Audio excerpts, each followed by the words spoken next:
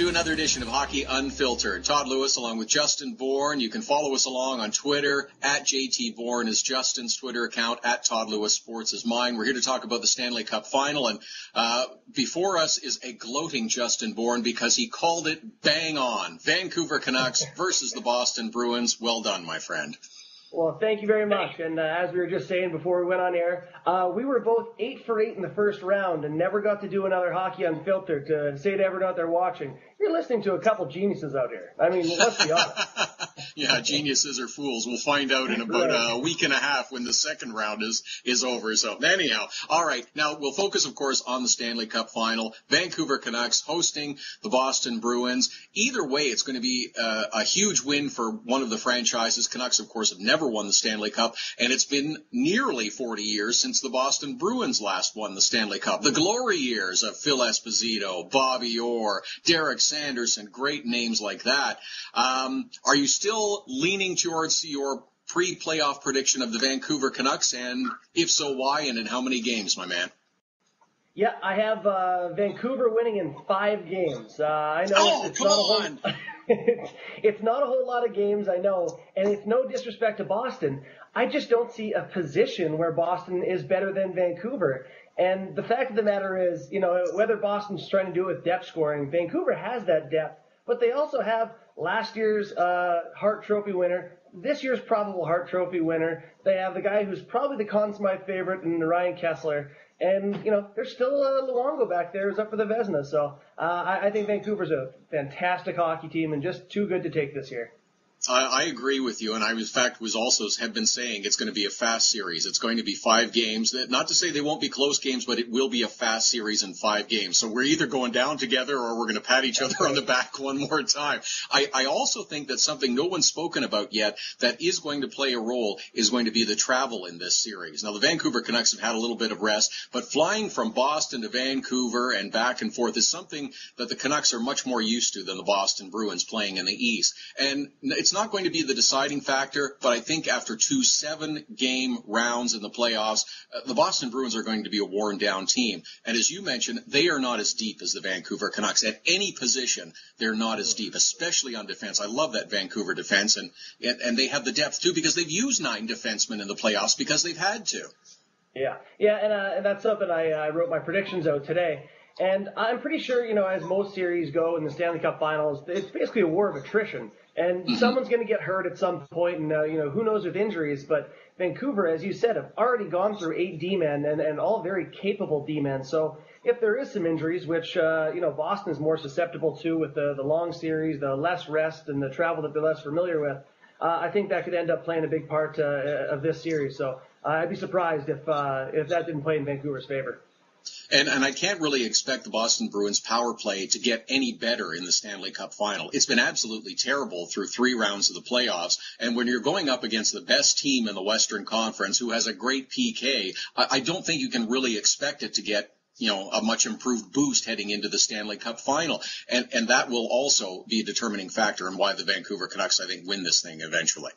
Yeah, and that's one of the things I wrote about a little bit today, just that those difference makers, those pure goal scorers, that's not Boston's forte. They've scored a lot of goals this year. I think they were third most in the NHL, so they can put the puck in the net, but they don't have even Tampa's power play where it looks choreographed, as I think Wyshynski put it, like it looks like it's coming so easy. And Boston has to get their goals that shoot it, gritty, screen the goalie away, and that's unpredictable, and you can't count on it.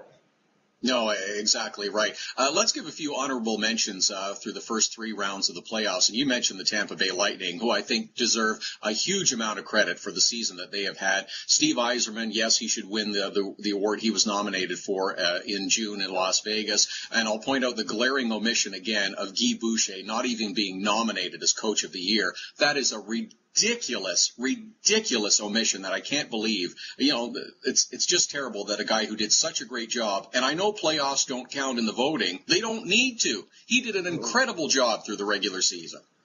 Yeah, and even if you are a voter, it's hard not to be influenced by seeing the playoffs. And if I'm a guy who saw how good they were in playoffs, I think I would let that influence me a little bit. But like you said, they don't even have the chance to let that influence them. He's not in there, but it was a tough year to pick a Coach of the Year. There were, honestly, we could have sat here and listed off 10 coaches who could have been in there, but in the end, I think it's Dan Balsmo's award. But in the end, there was a lot of other guys who could have been there.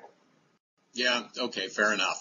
In the Western Conference, I want to give some credit to the San Jose Sharks, and hopefully for the last time, people will speak about Joe Thornton not being a playoff performer, because just to suit up and play in that final game against the Vancouver Canucks, you have a great amount of testicular fortitude for Joe Thornton to do that. He also, won the series for them against the LA Kings earlier in the playoffs. Joe Thornton is a horse, and if he's not performing up to par, it's because he's physically not able to, and he was hurt, and he really was in the playoffs.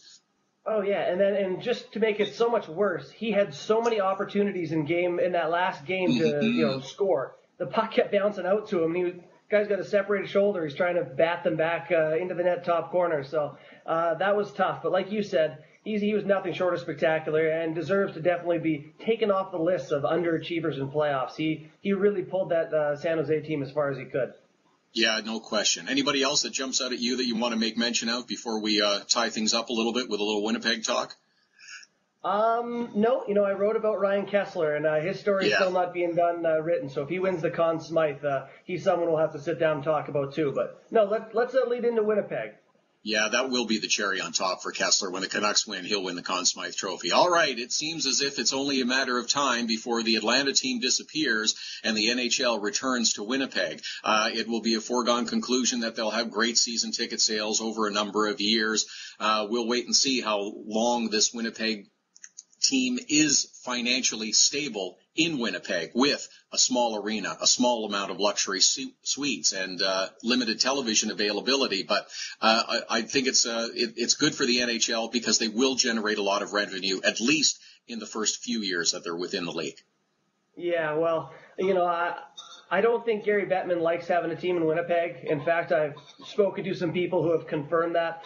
It's just an unstable market, and it's the population base there is just tiny. I mean, the percentage of people, it's like Green Bay Packers-esque. You have to have almost everyone in town want to go to the games for them to stay, viable. And once that dollar drops, I mean, it's going to drop below 90 cents to the American dollar at some point, whether that's 10, 15, 20 years from now.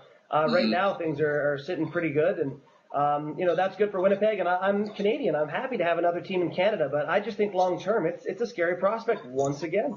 Bask in the afterglow right now, and whether its long-term viability plays out, we'll have to wait and see. But you mentioned the Green Bay Packers, but that's going to be the way Winnipeg, in a sense, would survive, with community ownership and a hard salary cap. The difficult part is the way the NFL works is that their TV money pays their player salaries. The NHL doesn't have that luxury, nor will they in the foreseeable future. Yes, they made some money with their recent deal with NBC and Versus, which I guess looks okay, but it's still pretty short on detail in terms of what they actually get and what they gave up. So we'll have to see. But Winnipeg, enjoy it now, and fingers crossed that it does happen long term.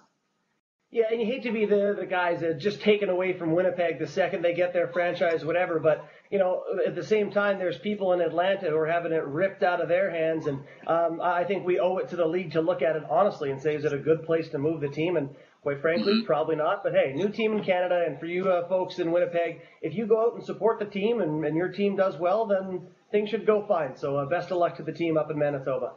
Agreed. And a couple of other cities that'll get mentioned in the future. Seattle, which came out the other day, and everybody's been awfully quiet about that rink in Kansas City, which is sitting ready to go as well. There's two teams that could play in the Western Conference. We could get Nashville into the Southeast Division where they belong. We could get the Detroit Red Wings into the Eastern Conference where they belong as well. Yeah, and even Columbus is another team they're talking about having in the East. So, it's interesting. The league is sort of a shapeshifter. You want it to be as stable as possible, but I think we're not quite where it needs to be before it's its permanent set group of teams. So there's still work to be done. Yes, a fluid situation, but lots to talk about in the future. Justin and I both say Vancouver in 5. We'll see if it happens or not. Thanks for joining us for another edition of Hockey Unfiltered. Hey, maybe we can get this one right too, pal. Sounds good. We'll see you next time.